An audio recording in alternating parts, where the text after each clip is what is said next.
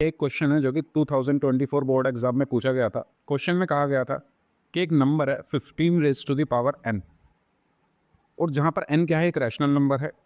तो जब मैं इसको सॉल्व करूंगा, मान लो 15 रेज टू द पावर 2 हो गया, जैसे 15 रेज टू द पावर 3 हो गया, तो जब मैं उसको सॉल्व करूंगा तो सॉल्व करने के बाद जो नंबर आएगा क्या वो 0 पर एंड होगा? अगर होगा तो रीज़न दो, नहीं होगा तो भी रीज़न दो। क्वेश्चन में ये कहा गया है।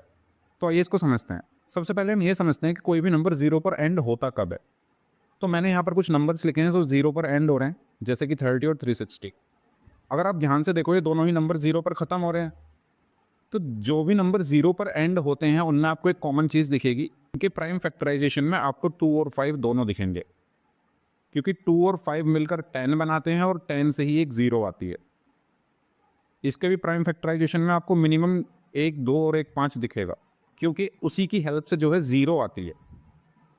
ठीक है। जो नंबर 0 पर एंड नहीं हो रहे, जैसे 36 और 216 मैंने एग्जांपल में लिए, उसमें देखो 2 तो है 5 नहीं है, इसमें भी 2 तो है 5 नहीं है। कोई एक ऐसा नंबर ले लो जिसमें 5 होगा 2 नहीं होगा, है ना। फॉर एग्जांपल मैंने एक नंबर लिया 125, तो इसमें सिर्फ 5 ही 5 है। ठीक है। मैंने एक नंबर लिया 75, इसमें 5 इंटू 5 इंटू 3 लिख सकता हूँ मैं इसके प्राइम फैक्टराइजेशन। तो आपको क्या दिख रहा है कि सिर्फ 5 है, 2 नहीं है। इन दोनों में क्या है, सिर्फ ओनली 5 है। यानी मुझे ये चीज़ क्लियर हो गई कि 0 के लिए मुझे क्या चाहिए, एक 2 और एक 5 चाहिए ही चाहिए। तो अब मैं 15 raise to the power n को देखता हूँ। देखो n की जगह तो कुछ भी आए, उससे मुझे कोई लेना देना नहीं। इस 15 को देखते हैं।